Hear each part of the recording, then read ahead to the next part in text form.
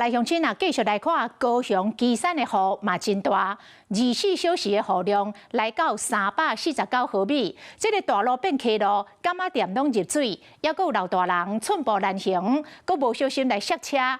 熱心的駕駛趕緊停車，幫老大人來牽車。車路變小河。有一個時段無細膩跋倒，車閣牽袂行，好心的駕駛隨出手鬥相共，鞋子也壞掉了。是講面對這個狀況，少年人嘛是真出力，用盡全力，就算前拖歹去，規身軀攏澹漉漉，也是協助擺渡狀況。這是高雄旗山往內門的方向，旗南路一段車路都淹水。車一到着水，水就四界噴。很誇張的啊！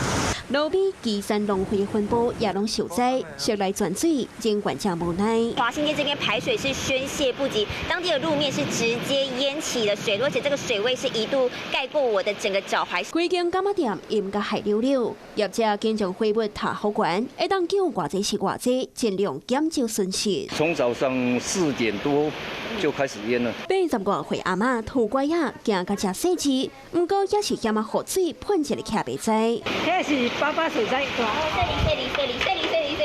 邊仔清冰店根本無在調做生理，冰箱浸水早都歹去。附近的奧特曼也變浸水車，居民緊將奧特曼牽去地勢較懸的所在，高壓佇水底哪像在游泳。這些老人家怎麼去應對啊？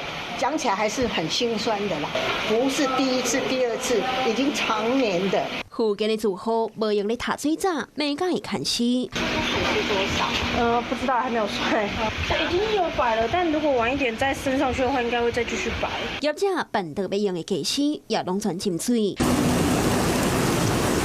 另外，在美濃福美路，黃土水正出流，一直對大排溢出來，未只是噴泉同款。所有的車輛冒險在淹水的車路裡駛，一場強降雨，和高雄的旗山淹甲真淒慘，造成着嚴重的災情。